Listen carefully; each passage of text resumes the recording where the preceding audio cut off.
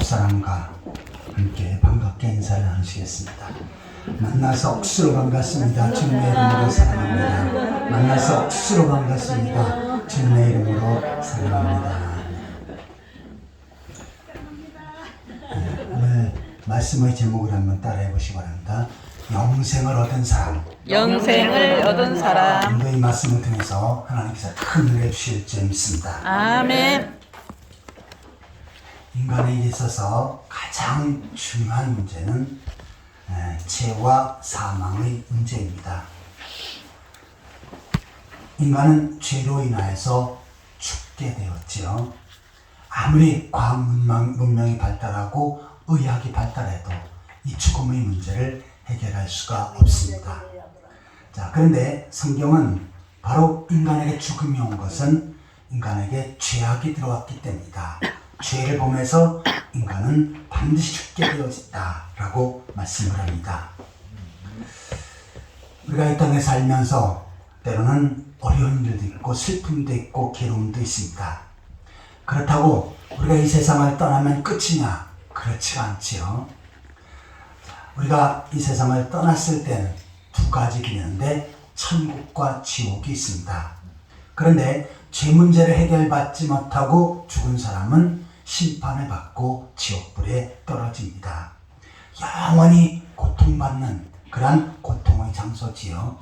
하지만 죄의 문제를 해결받은 사람은 죽어서도 하나님 나라에서 영원히 영생복락을 누릴 수 있게 되어질 줄 믿습니다. 아멘. 인간은 죽음을 보면 허망함을 느끼지요. 그래서 장례식장에 가면은 그런 얘기를 많이 합니다. 우리가 살지만 사는 것이 아니다. 언제 죽을지 모르지요. 젊었다고 늦게 죽는 것이 아니고요. 늙었다고 빨리 죽는 것도 아닙니다. 이 세상에 오는 순서는 정해져 있지만 가는 순서는 정해져 있지 않지요. 하나님께서 오라 하시면 아무 때나 가야 하는 것이 우리 인간의 모습입니다. 자, 그런데 하나님께서는 전도서에 보면은 인간에게는 영원을 사모하는 마음을 주셨다라고 말씀합니다. 이 세상이 끝이 아니고 영원한 곳에서 영생복락을 누리며 사는 것, 이것이 바로 인생에 있어서 가장 중요한 것이고 가장 축복된 것이다 라고 말씀을 합니다. 많은 사람들은 이 세상에서 병들지 않고 오래오래 죽지 않으려고 애를 썼습니다. 우리가 잘 아는 북한의 우리 김일성, 그는 자기 건강을 위해서 120명의 장수 요원을 두었습니다. 그리고 그 건강을 위해서 아주 최선을 다했어요. 묘양산에서 맑은 공기를 갖다가 마시고 젊은 사람의 피를 수혈하면서 그가 좀 더 젊고 오래 살려고 애를 썼습니다. 하지만 죽음의 문제를 해결하지 못하고 죽고 말았지요. 자, 그런데 오늘 본문에는 영원히 죽지 않고 사는 길이 있다라고 말씀합니다. 영생을 얻은 사람이 있다고 말씀을 해요. 오늘 여기 있는 모든 분들은 영생을 얻고 하나님 나라에서 영생복락을 누리는 그런 성도들이 되시기를 축원합니다. 아멘. 우리 첫 번째로 한번 따라해 보시기 바랍니다. 내 말을 듣고. 내 말을 듣고. 오늘 본문에서 예수님께서 말씀하고 계시지요. 내가 진실로 진실로 너에게 이르노니 내 말을 듣고. 우리가 영생을 얻을 수 있는 첫 번째 조건은 바로 주님의 말씀을 들어야 된다는 것입니다. 자, 여기서 주님의 말씀이라고 하는 것은 주님께서 증거하신 복음의 말씀이지요. 자, 복음의 말씀의 내용이 뭡니까? 바로 예수 그리스도께서 구원자가 되시고 그를 믿는 사람에게는 죄 용서 받는다라고 하는 내용이죠. 그래서 예수 그리스도의 복음의 말씀을 듣는 사람, 이 사람이 구원을 받는 것입니다. 자, 그런데 여기서 듣는다라고 하는 것은 목소리로만 듣는 것이 아니고 그 뜻이 무엇인지 알아듣는 것을 가리킵니다. 과거에 이제 저희 형이 시골에서 토끼를 많이 잡았습니다.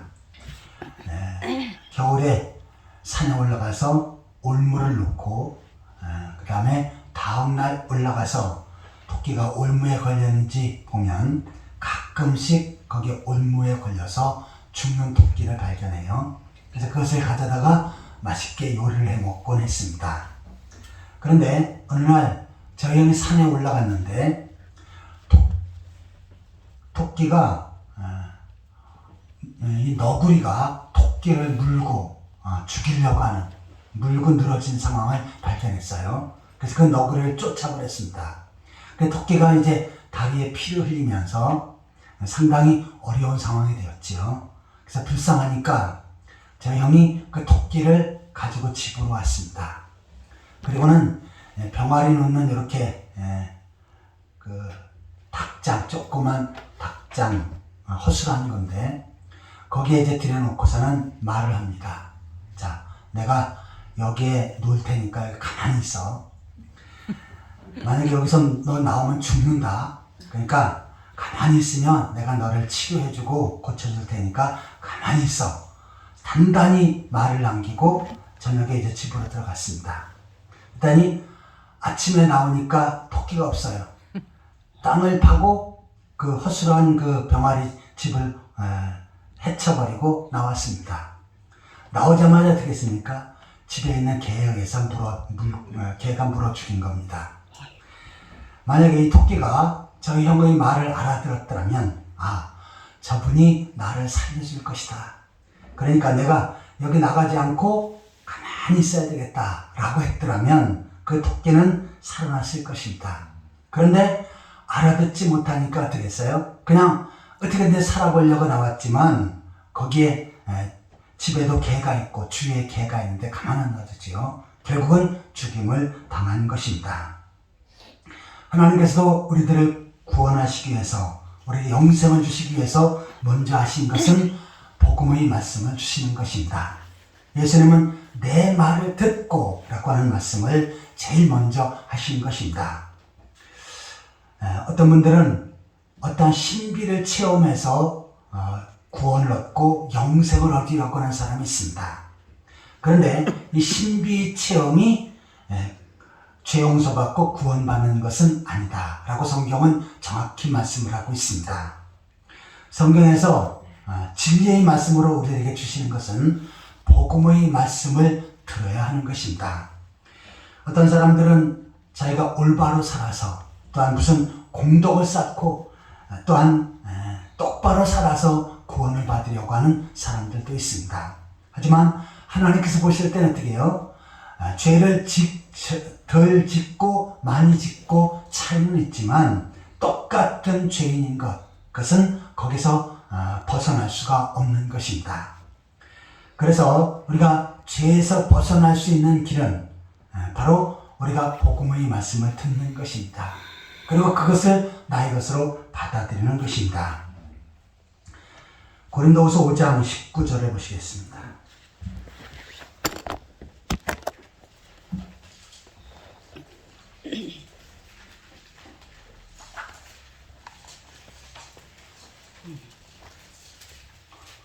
고린도후서 5장 19절 같이 읽겠습니다. 곧 하나님께서 그리스도 안에 계시사 세상을 자기와 화목하게 하시며 그들의 죄를 그들에게 돌리지 아니하시고 화목하게 하는 말씀을 우리에게 부탁하셨느니라. 아멘. 하나님과 화목한다. 이 뜻이 뭡니까? 하나님 앞에 죄 용서 받는다 라고 하는 의미입니다. 하나님 앞에 죄를 범함으로 하나님과 인간이 원수가 되었지요.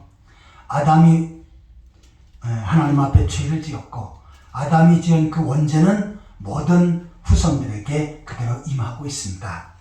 더 나아가서는 이 땅에 태어나면서부터 계속해서 인간은 죄를 범하면서 살지요. 이것을 자범죄라고 말합니다. 그래서 사람에게 내려오는 원죄 그리고 이 자범죄 이것은 늘 사람을 괴롭히고 또한 두려움에 쌓이게끔 하지요. 자, 그런데 하나님과 화목하는 길이 있어요. 그것은 바로 복음의 말씀을 나의 것으로 받아들이는 것입니다. 그래서 복음의 말씀을 전하고 또 복음의 말씀을 받는 사람, 이 사람은 하나님 앞에 나아갈 수 있고 하나님을 만날 수 있고 죄 용서받고 하나님에 들어갈 자격을 얻게 되어지는 줄 믿습니다. 아멘. 그래서 이 복음의 말씀을 듣는 사람, 이 사람은 어떻습니까? 죄를 따지지도 않고 문제 삼지도 않고 그 모든 죄를 맑게 씻기시는 것입니다. 그래서 하나님께서 먼저 하나님 백성으로 삼기 위해서 구원받고 천국 백성으로 세우시기 위해서 복음의 말씀을 듣게 하시는 줄 믿습니다. 아멘. 우리들도 과거에는 죄인이었고 세상에서 방황하고 있는 세상 사람이었었지요. 그런데 하나님께서는 우리를 사랑하셔서 우리 풍성한 교회를 이끄시고 복음의 말씀을 듣게 하셨습니다. 아멘. 그러면요 우리가 구원을 받고 영생을 얻게 하신 줄 믿습니다. 아멘. 자, 우리가 복음의 말씀을 통해서 구원을 받았으니 영생을 얻었으니 우리들이 해야 될 것은 무엇입니까? 가서 복음을 전하는 거지요. 그래서 고린도후서 5장 19절에서는 사도 바울이 하나님께서 나에게 그리고 구원받은 사역자들에게 복음을 전하는 사명을 주셨다라고 말씀합니다. 이처럼 우리가 영생을 얻기 위해서는 복음의 말씀을 들어야 하고 또 다른 사람이 영생을 얻게끔 하기 위해서는 우리가 나가서 복음의 말씀을 전할 수 있어야 하는 것입니다. 하나님께서는 바로 이 말씀을 통해서 구원받게 하시고 또한 영생을 얻게 하시는 것입니다. 아무쪼록 복음의 말씀, 생명의 말씀을 믿음으로 잘 받고 또한 그 말씀 붙잡고 살아가는 그러한 성도들이 되시기를 축원합니다. 아멘.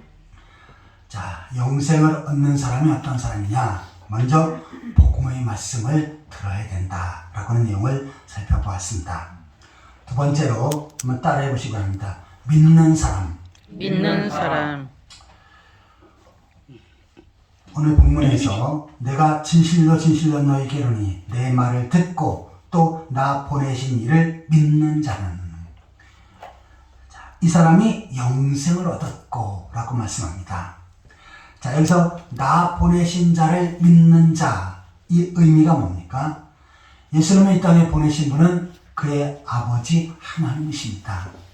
하나님께서 이 땅에 그의 아들을 왜 보내셨습니까? 그로 말미암아 죄를 용서하시고 그 다음에 그를 믿는 자에게 구원을 주시고 영생을 주시기 위해서 이 땅에 구원자로 예수님을 보내시는 줄 믿습니다. 아멘. 그래서 자, 이 복음의 말씀을 듣고 그 사실을 믿는 사람, 이 사람이 예수님을 믿는 사람입니다. 그리고 그 사람에게 하나님께서는 영생을 주시는 것입니다. 미국에 가면 그랜드 캐년이 있습니다. 저도 다녀온 적이 있는데 황량한 광야에 아주 밑이 깊이 파인 엄청난 계곡이 있는 그곳이 바로 그랜드 캐년입니다. 근데 실제로 그 그랜드 캐년을 여행하다가 한 사람이 발을 헛디뎌 갖고 낭떠러지로 떨어졌습니다. 그러다 간신히 중간에 있는 나무를 붙잡았어요. 거기에 그 중간에 나무가 있었는데 그것도 작은 나무, 그 작은 나무를 간신히 붙잡았습니다. 너무나 두려웠지요.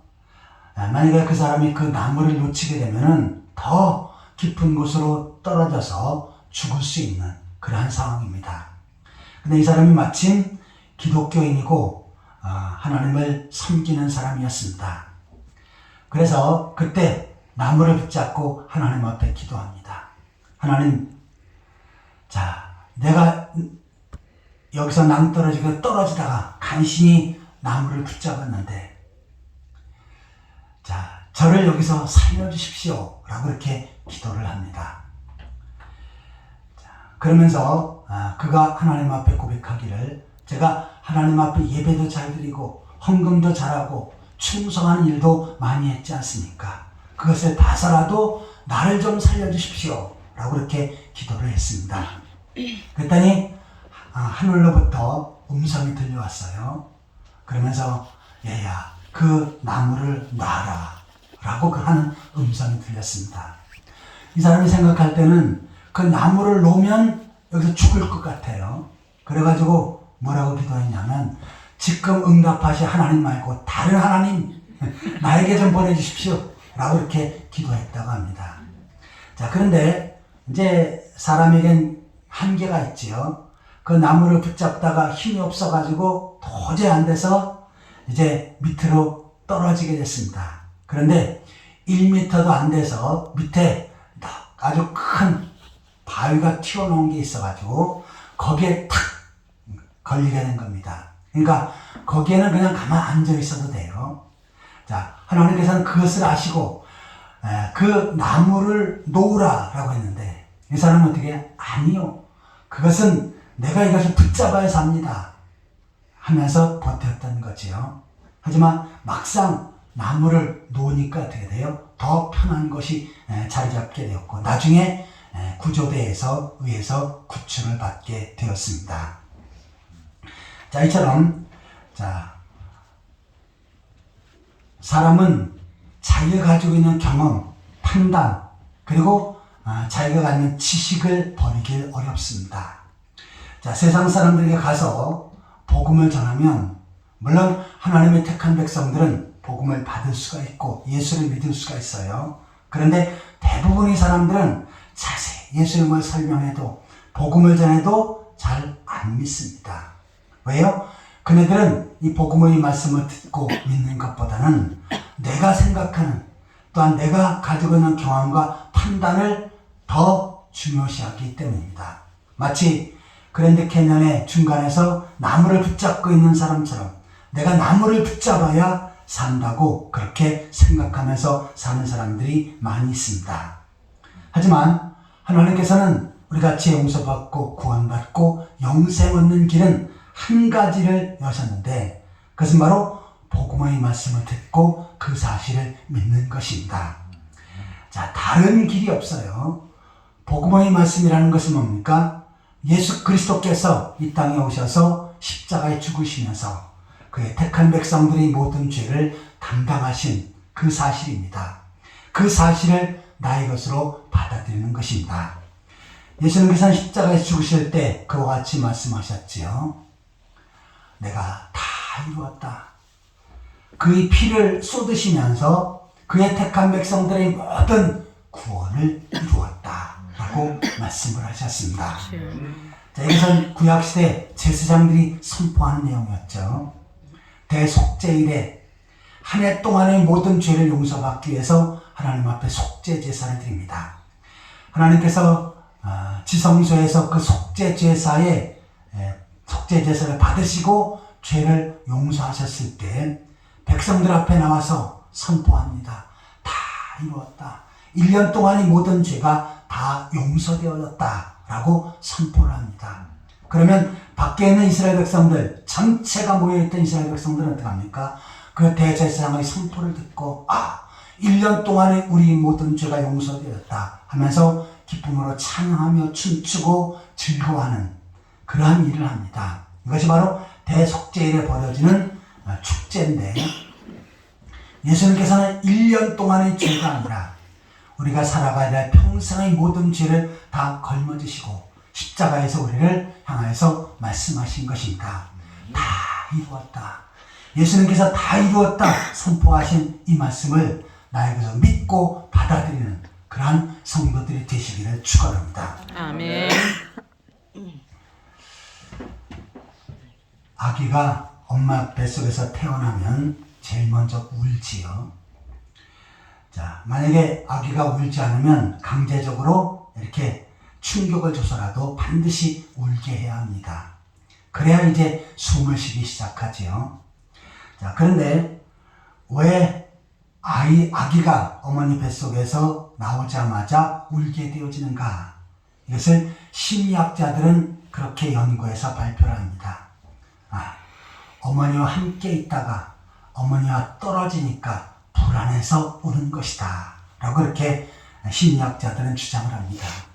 하지만 성경적으로 볼 때는 어떻습니까? 죄악된 이 세상에서 죄인으로 태어나서 새롭게 출발한 이 사건을 보면서 울면서 새롭게 출발하는 그러한 기점으로 여기는 것입니다.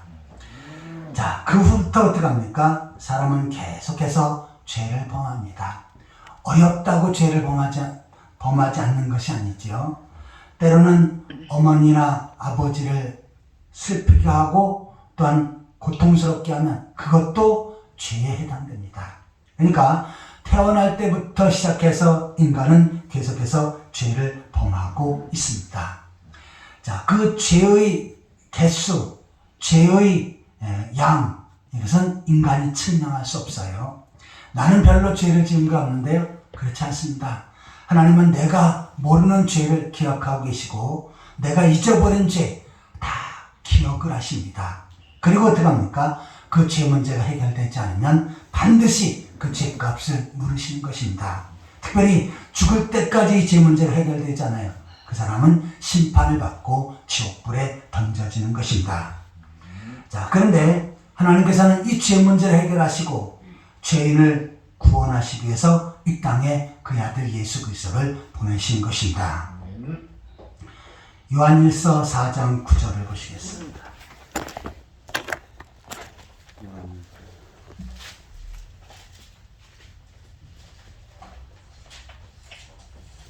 요한일서 4장 9절입니다.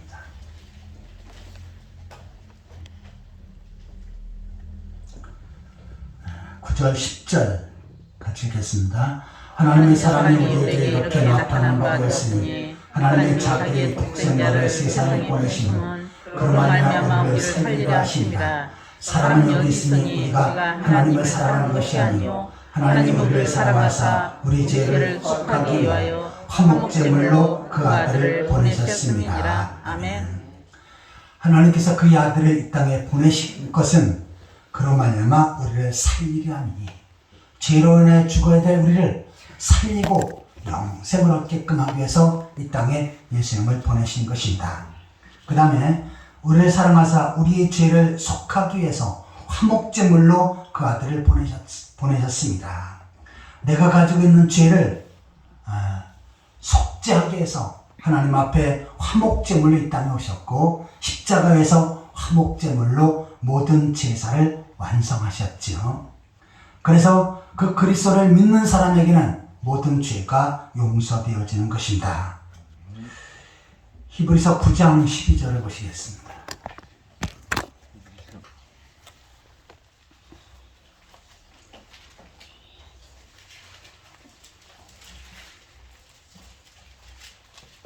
히브리서 9장 12절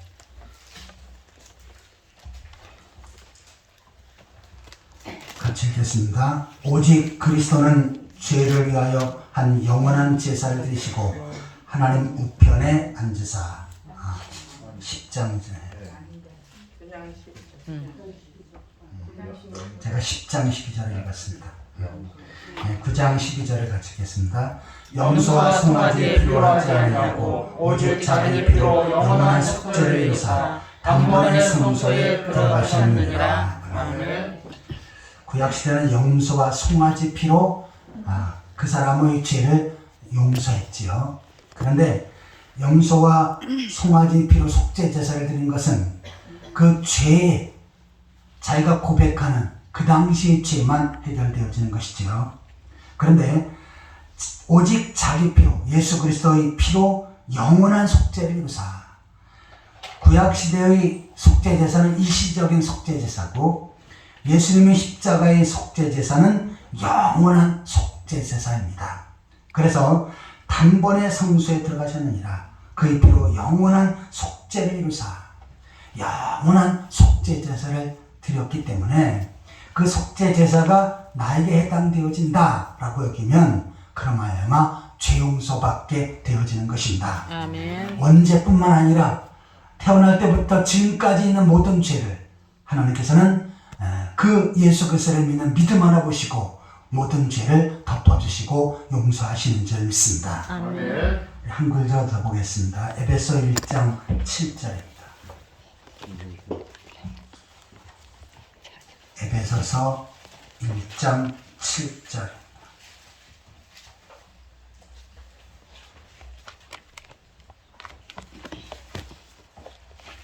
같이 읽겠습니다. 우리는 그리스도 안에서 그의 은혜의 풍성함을 따라 그의 피로 말미암아 속량 곧 죄 사함을 받았느니라. 아멘. 자, 그래서 우리는 이 누굽니까? 예수 그리스도의 복음의 말씀을 듣고 믿은 사람을 가리키죠. 자, 이 사람은 그의 피로 말미암아 속량 곧 죄 사함을 받았느니라. 죄 사함을 받을 것이라 그랬습니까? 받았다고 했습니까? 받았다고. 받았다. 완성형입니다. 내가 죄 용서 받는 것은, 그리고 하나님 나라에 가는 것은 죽어봐야 한다. 이것은 성경적이 아닙니다. 그리고 그 사람은 믿음이 없는 사람이죠. 하나님 나라에 들어갈 수 없는 사람입니다. 자, 그런데 우리가 복음의 말씀을 듣고 믿었더니 성경을 어떻게 합니까? 속량 곧 죄사함을 받았느니라. 자, 속량 곧 죄사함을 받을 것입니까? 받았습니까? 받았습니다. 받았다라고 말씀합니다. 그래서 찬송가에도 속죄함 속죄함 주 예수 내 죄를 속했네 할렐루야 하면서 참 그 내용이 나오죠. 그 구절만 한번 같이 찬양해 보겠습니다. 속죄함 속죄함 주 예수 내 죄를 속했네 할렐루야 소리를 합하여 함께 찬송하세 그 피로 속죄함 얻었네. 아멘. 그 피로 속죄함 얻을 것이 아니라 얻었다라고 말씀합니다. 여러분 이 말씀을 보니까 속죄함을 얻고 속량함을 얻은 하나님 백성이 되었습니까? 아멘. 이것이 바로 복음을 믿는 사람이고 예수 그리스도를 믿는 사람입니다. 자, 이처럼 비록 내가 이 땅에 살고 있지만 예수 그리스도의 복음의 말씀을 믿는 사람은 이미 영생을 얻었다라고 말씀을 합니다. 그래서 내가 진실로 진실로 너에게 이르노니 내 말을 듣고 또 나 보내신 이를 믿는 자는 영생을 얻었고 영생을 얻을 것이 아니라 이미 얻었다라고 말씀합니다. 아직 우리가 하나님 나라에서 영원히 사는 영생의 자리에 들어가진 않았지요. 하지만 이미 복음의 말씀을 듣고 믿은 사람은 하나님 나라에 들어갈 자격이 있고 또한 하나님 나라에서 영원히 사는 그런 자격이 부여되는 줄 믿습니다. 아멘. 자, 지금까지 내 말을 듣고 예수님의 복음의 말씀을 듣고 그 다음에 나 보내신 이를 믿는 사람, 하나님께서 왜 이 땅에 예수 그리스도를 보내셨는지, 이 땅에 구원자로 예수님을 보내셨는지 그 사실을 알고 믿는 사람, 이 사람에게는 영생을 얻었다라고 말씀을 하는 내용을 살펴보았습니다. 마지막 세 번째로 따라해 보시기 바랍니다. 심판에 이르지 않는다. 심판에 이르지 않는다. 자, 오늘 본문에 보시면 심판에 이르지 아니하니 사망에서 생명으로 옮겼느니라. 사망은 지옥을 가리키죠. 지옥에서 생명으로 천국으로 이미 옮겨졌다라고 말씀합니다. 어떤 사람이요? 복음의 말씀을 듣고 그 사실을 믿은 사람, 이 사람에게는 바로 영생을 얻은 자가 되었다라고 말씀합니다. 그러면서 심판에 이르지 아니한다라고 말씀을 해요. 성경은 죄인은 반드시 심판을 받아야 된다라고 말씀을 합니다. 히브리서 9장 27절을 보시겠습니다.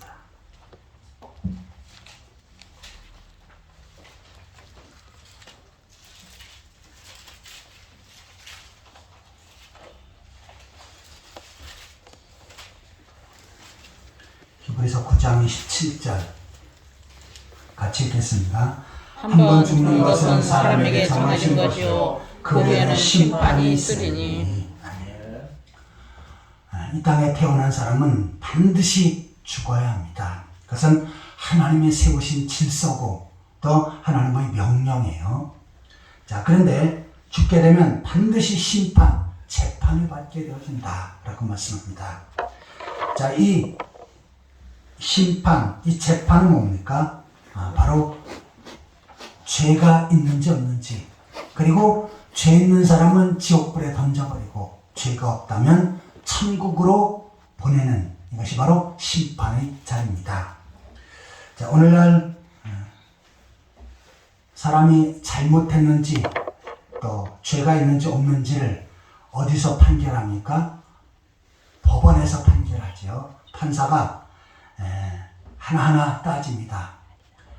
검사는 이 사람이 이러한 죄를 지었습니다 라고 계속해서 죄를 들춰냈지요. 변호사는 아닙니다. 이 사람은 이러한 죄를 짓지 않았습니다 라고 하면서 변론을 합니다. 그리고 마지막에 재판장이 판사가 선포하지요. 이 사람은 내용을 보니까 죄를 지은 것이 확실합니다. 징역 5년에 처합니다. 이 사람은 죄를 지었지만 그렇게 중한 죄는 아니기에 벌금 500만 원을 선고합니다. 하면서 고태를 두들깁니다. 그러면 어떻게 돼요? 그것이 정해지는 것입니다. 그래서 만약에 무슨 고소를 당한다든지 또한 그 지은 죄 때문에 판사 앞에 가면은 상당히 두렵습니다. 왜요? 이 결과가 어떻게 됐는지는 자기는 알지 못하기 때문이지요. 그리고 나에 의해서 결정되는 것이 아니라 판사에 의해서 결정되어지기 때문에 이 법원에 가는 사람은 늘 마음이 불안하고 두렵습니다. 불교에서는 그런 교리가 있어요. 염라대왕 대왕 앞에 가면은 거울이 보인다. 그러면 거울에 생전에 지은 죄들이 하나하나 다 보인다 라고 하는 그러한 교리가 있습니다. 만약에 내가 지은 죄가 하나하나 보여지고 들춰진다면 얼마나 두렵겠습니까? 소름 끼치는 일이지요. 세상 법정에서는 때로는 거짓말해도 통할 적이 있습니다. 논리적으로. 그 다음에 그에 따른 별로 증거가 없다면 내가 거짓말을 해서 이것이 옳다고 주장해서 받아들일 수가 있습니다. 그런데 하나님 앞에는 어느 누구도 속일 수가 없지요. 내가 죄를 지었는데 아니요, 나는 죄를 짓지 않았습니다 라고 그렇게 주장을 해도 전능하신 하나님은 절대로 속일 수가 없습니다. 우리가 이 땅에 태어나기 전부터 또 이 땅에서 생활한 모든 것들을 하나님께서는 다 알고 계시기 때문이지요. 그래서 하나님 심판대 앞에 섰을 때 죄가 있는 사람은 두려움을 갖게 되어지는 것입니다.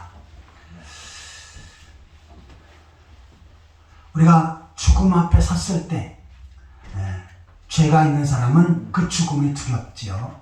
그리고 내가 심판받고 영원한 지옥불에 더 들어가야 될 그것 때문에 공포에 휩싸이게 되어지는 것입니다.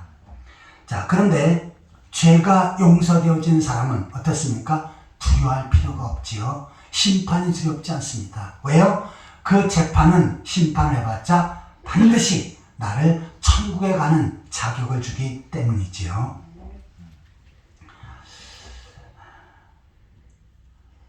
이 땅에서 때는 죄를 지었지만 공소권 없음을 선언하는 것들이 있습니다. 과거에 어느 전직 대통령은 여러 가지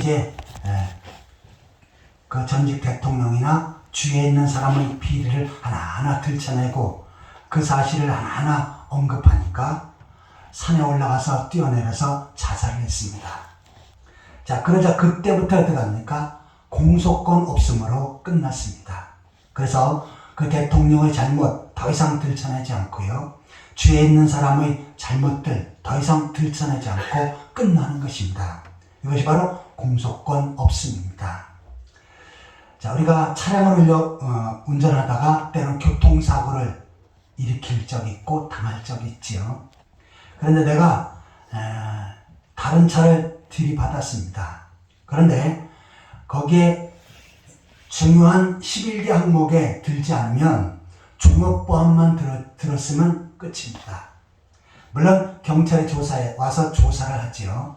하지만 종합보험에 들었는지 보험을 확인을 해서 들어있다면 더 이상 문책하지 않습니다.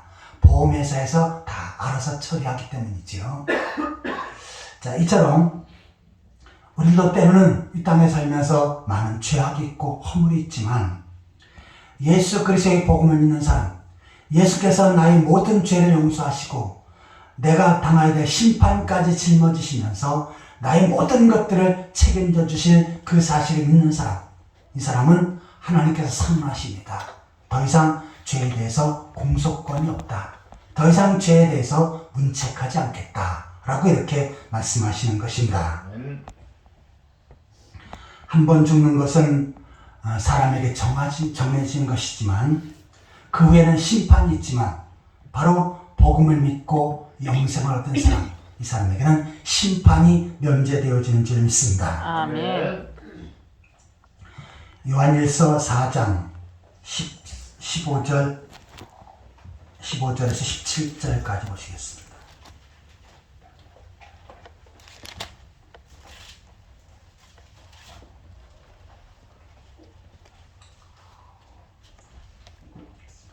요한일서 4장 15절에서 17절까지 같이 읽겠습니다. 누구든지 예수를 하나님의 아들이라 시인하면 하나님의 그 안에서 거하시고 그도 하나님 안에 거하느니라. 하나님이 우리를 사랑하시는 사랑을 우리가 알고 믿었느니 하나님은 사랑이라. 사랑 안에 거하는 자는 하나님 안에 거하고 하나님도 그 안에 거하시느니라. 이로써 사랑이 우리에게 온전히 이루어진 것은 우리로 심판 날에 담대함을 가지게 하려니 주께서 그러하신 것 같이 우리도 이 세상에서 그러하리라. 아멘. 심판 날에 담대함을 얻는 사람. 하나님 앞에 심판 때 섰을 때 담대해요. 조금도 두려워하지 않습니다. 이 사람이 어떤 사람입니까? 바로 하나님께서 나를 사랑하셔서 내가 담당할 죄를 그 아들 예수님께 맡기셨고 예수님께서는 십자가에서 나의 모든 죄를 용서하시고 대속하셨다. 그로 말미암아 죄 용서받고 내가 영생을 얻게 되었다. 라고 확신하는 사람. 이 사람은 어떻습니까?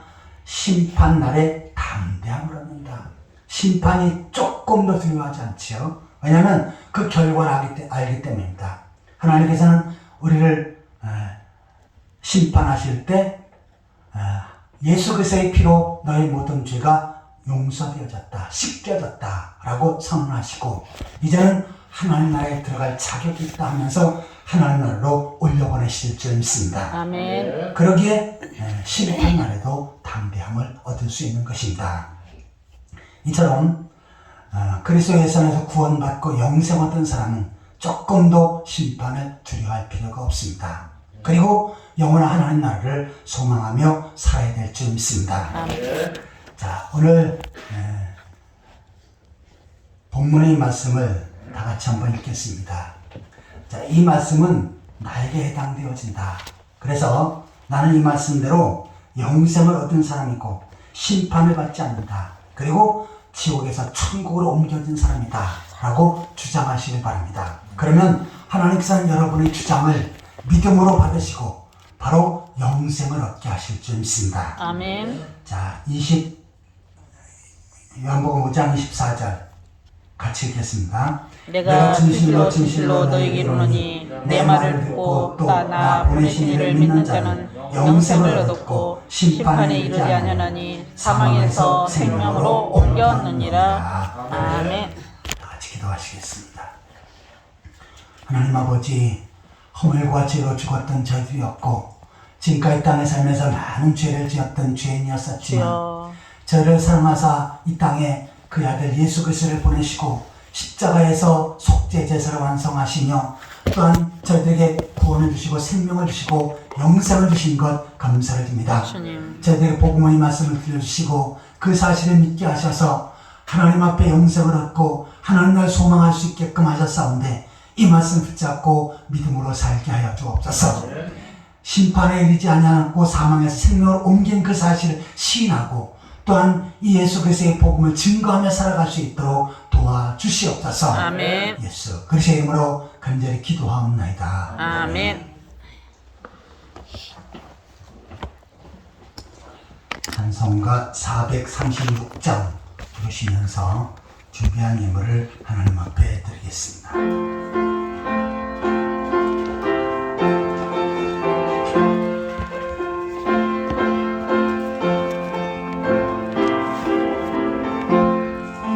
나 이제 주님의 새 생명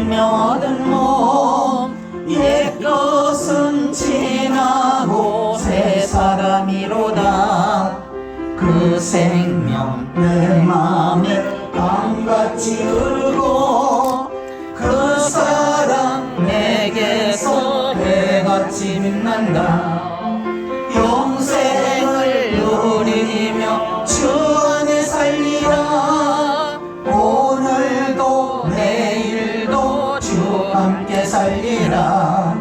주 안에 감추인 새 생명 얻으니 이전에 줬던 것 이제는 값없다. 하늘의 은혜와 평화를 맛보니 찬송과 기도로 주 함께 살리라. 영생을 누리며 주 안에 살리라. 오늘도 내일도 주 함께 살리라. 삼천도 조목도 새 것이 되었고 죄인도 원수도 친구로 변한다. 새 생명 얻은 자 영생을 누리니 주님을 모신 맘 새 하늘이로다. 영생을 누리며 주 안에 살리라. 오늘도 내일도 주 함께 살리라. 주 따라가는 길 험하고 멀어도 찬송을 부르며 뒤따라가리라. 나 주를 모시고 영원히 살리라. 날마다 섬기며 주 함께 살리라. 영생을 누리며 주 안에 살리라. 오늘도 내일도 주 함께 살리라. 네. 감사원금 최은희 권사님, 서동일 형제 드립니다.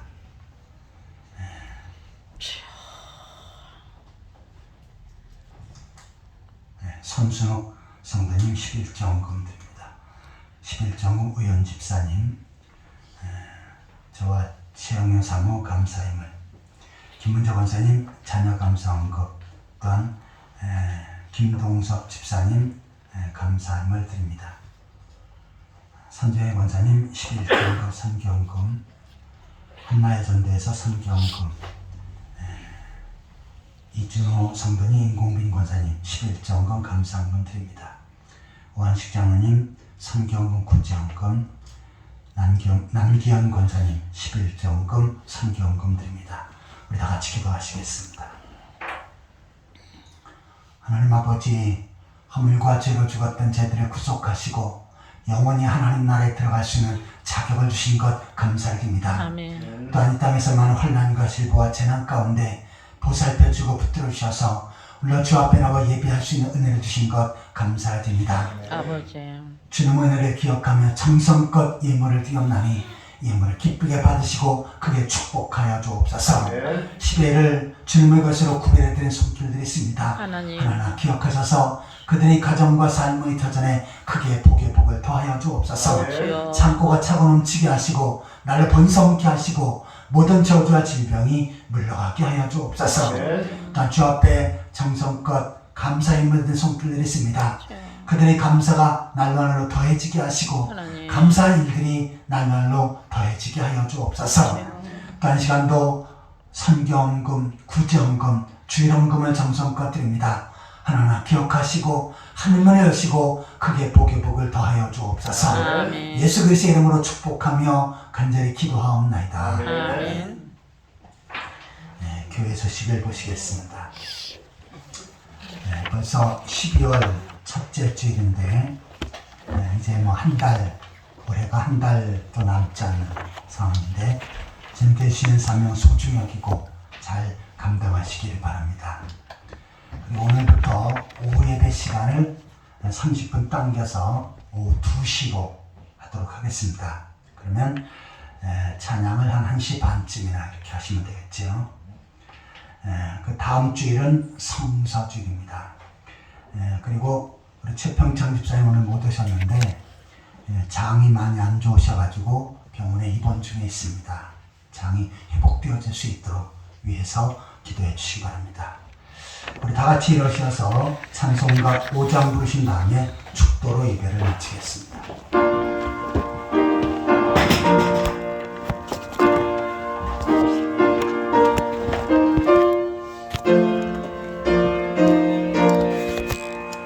이 천지가 만물들아 복 주신 주 여호와 전능성부 성자성령 찬송하고 찬송하세. 아멘. 이제는 교회 머리가 되신 우리 주 예수 그리스도의 은혜와 하나님 아버지 크고 무한하신 사랑과 성령의 위로 교통 교제하시니 영생을 얻은 하나님의 백성으로 하나님 나라의 소망함에 살게 노력을 다짐하는 귀한 성도들과 그들의 가정과 삶의 터전 위에 풍성한 교회와 이 나라 민족 위에 지금부터 영원토록 항상 함께 있을지어다. 아멘.